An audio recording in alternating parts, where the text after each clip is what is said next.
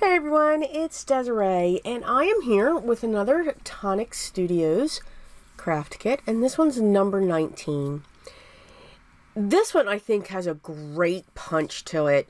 They're just sentiments, but there's just a lot you can do with them. So first I want to show what was in the contents of the kit. Now just remember, again, I'm just showing this because I do enjoy this kit. So this kit I don't believe is available any longer. The dies and the stamps are exclusive to this kit only. So this video is for your inspiration only. Sorry. These are the wonderful papers, the textures, the weave of the maroon, and then the silver and so forth. You also got a fine line glue pen, which is great to have. You can use it for some small intricate areas. And you can also use it, once it dries. You can write with it. You can use some of your foils with that, or also your gilding flakes. So here I'm just playing with it, seeing the different lines that you can get and so forth.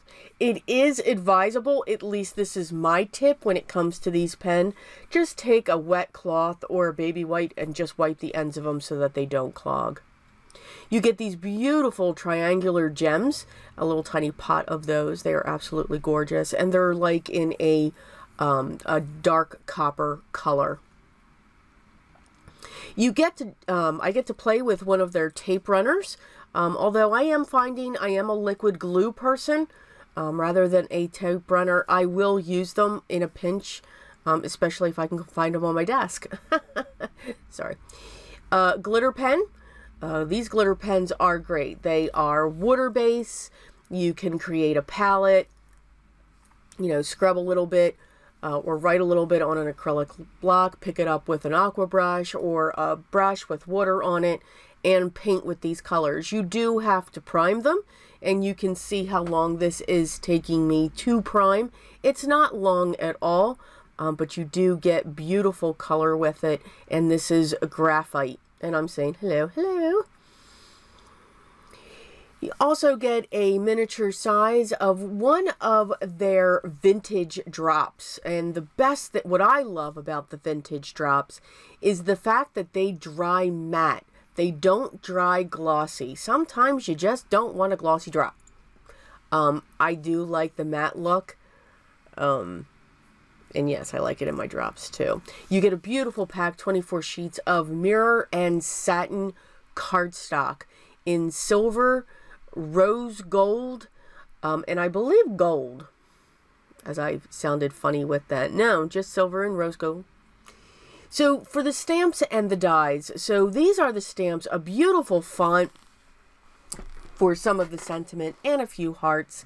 And then these are the die collection that you get. So you get, for the stamps, you get a die that matches each of those sentiments.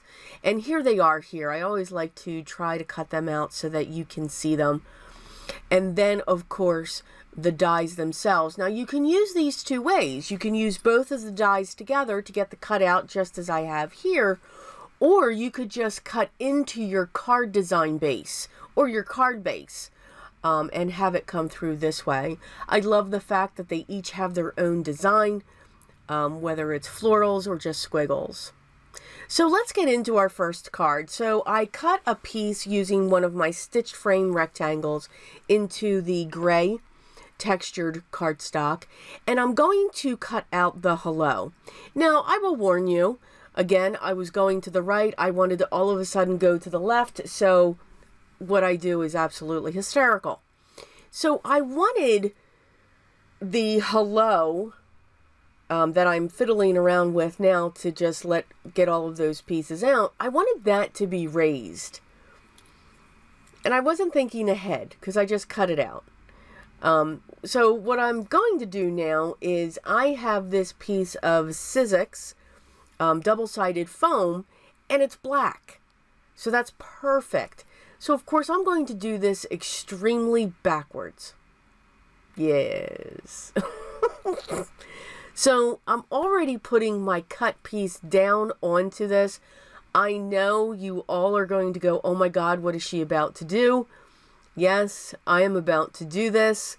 So I'm going to take the outline die and set this up around that part that's cut out. Now, I know the die is going to stick to this. This stuff is really strong.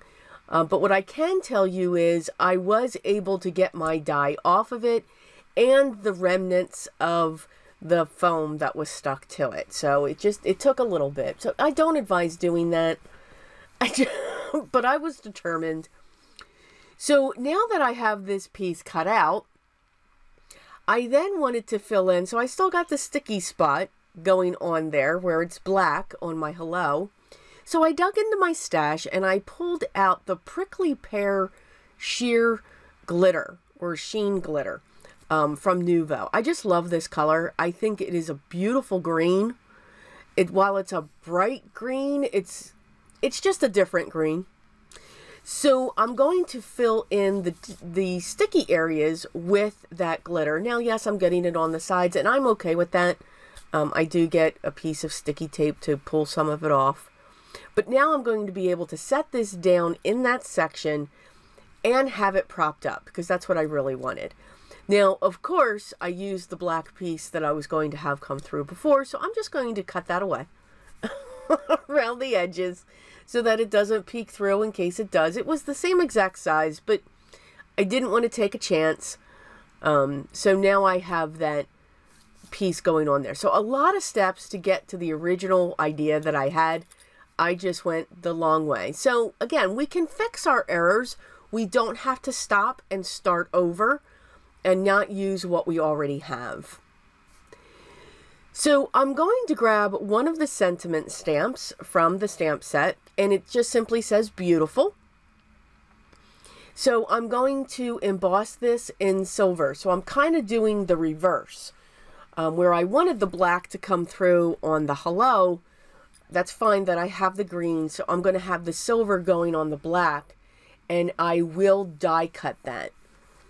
And I'm using my Recollections Fine Detail Silver. I'm wiping away my anti-static powder with my fiber cloth. I find that works the best. And then I'm going to glue this piece down just below the hello. So it's a very metallic look when it comes to this card. So even though it says beautiful, I still think it's a great masculine card because men can be beautiful as well. My husband's just also patient, kind, and yes, he's with me. That's all I can say on that. But I think it's got a great masculine feel. So you could just keep the hello there. I know there's glitter on it, but again, it's green. So again, you can take these into the different way. I'm trying out the tape runner. I like it. It does have a good bond to it. I do just find with tape runners, you have better luck pulling them apart. That I will say. Because I am one, I don't give up on a card. Okay, so that's our first card. So for the second card, I'm kind of going with the copper gold colors, and I'm going to cut out the With Love. So I'm going to pull that from the die, and I'm going to pop out those pieces. And because of the way that the dies are made, these are very easy. Sometimes they're just very small, so I do use my craft pick and just pop them right out. The die machine that I'm using is my Platinum 6 by Spellbinders. So now that I have all of that, I just love the look. It's like, you've got a little bit of floral going on, so it's almost like branches going through. I'm going to use just the outline and cut a piece of black, and I'm going to use the liquid pen that came into the kit. And I'm just placing my glue all around, and I'm going to set this on the black cardstock, but offset, because I want that to be like a shadow, to almost look like it's being raised, which I will with the double-sided foam, but just to have that shadow look coming from behind. So it's almost like it's coming from the top left down to the right. If that makes sense. I'm going to add my tape runner to my card base. These are all standard A2 size card bases, 4 1/4 by 5 1/2. The reason why I do not use any tape runner on some of these textured tapes by Tonic is I find there's a fabric fiber element and they just coil up against the tape runner, and then it just causes all kinds of problems. So I'll either put my tape runner on my card base or I will use liquid glue. I did prop the With Love with some double-sided foam tape, and now I'm using the gems. There are 3 different sizes, and what I did, I put a drop in the center on the 2 outer and then filled in with the other 2 in the center just to make them as even as possible. They did not have to be perfect. And that was our second card. So for our third card, I just wanted to use the dream. I love the word dream. It can have so many different meanings. And for this, you know, we can dream big with what we create and what we can do. We just need to try it. That's how we make the dream come true. So yes, we are going to do a shaker card. So I cut out dream. I have my acetate in place. I used my liquid adhesive because I threw the pen across the table and can't find it now. I'm telling you guys, if you ever saw anything outside of the realm of what you're seeing, you would be amazed I could find anything. I grabbed my spun sugar and my aged mahogany, and I'm going to take the cutout and I just want to ink it. So I sprayed some water with the inks, and then I did an ink smush on the lighter color. And the heat gun's very hot. Yeah, do not do this. I do not advise it. You will burn your fingers. So once I knew that was dry, I'm going to add a little bit more water, and I'm going to use a brush to splash the aged mahogany onto the dream because I wanted splatters. I didn't want to do an ink smush because I think it would have been too solid. I literally wanted dots. So splattering was the best way. I was okay that the spun sugar spread throughout because that gave a good base. And then I used my heat gun a little bit on this. You will see me throw this because it gets hot, people. Yeah, I didn't learn the first time. I eventually do learn. There it goes. So we use our tweezers or a clothespin. And then we just continue to dry that. I do eventually just let this dry on its own. I do like the way the Distress inks when they just dry on their own. I like the way they react. The edges get a little darker, or it picks up the other color that it's sitting on. I think it's really cool. So I do tend to let them dry on their own. Yes, I was impatient this time. I am going to fill this section up with my different sized iridescent sequin pack. And I'm just going to make sure that it's really, really filled. Because I am going to use the maroon weave texture cardstock for my backing. I'm using my craft pick to move those sequins around because if I don't, they will stick to my fingers. And then it just creates a mess and I can't get them back in, and it's just a good time. The sequins usually do win against me. I'm being careful when I'm pulling off my release paper so that this does not flip. I'm using the maroon as the backing, and there's my dream. I'm going to use my liquid glue to adhere the panel that we just created with the splatters and the smush. Yes, we splattered and we smushed. Or smushed and splattered, if we want to put it in the order. And I'm just going to set that down in place. Now, I really do like the way this looks just like this. The rectangle has a stitch border going around it. The dream just pops off.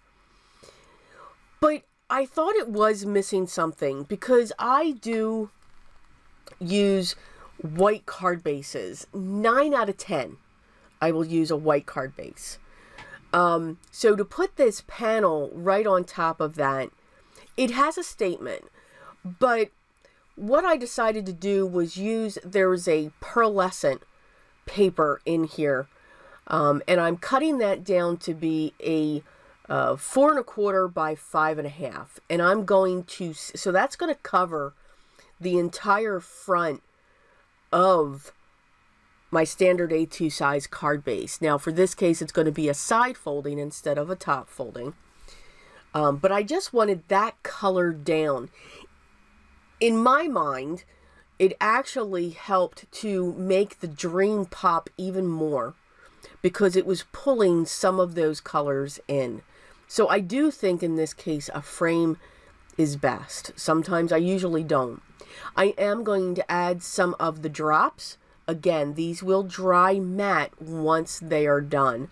And I'm just adding a few to kind of frame the dream sentiment down there. Because again, I'm not adding one of the other sentiments. I'm not stamping it. I'm literally leaving that card just like this. So here I'm just showing the close-ups in a normal speed of each of these cards. I do hope you enjoyed these. Again, these are the 3 cards that I made using the Tonic number 19 card kit. I do not believe this is available anymore. This is a subscription, so just know the stamps and dies are exclusive to these kits that they release every month.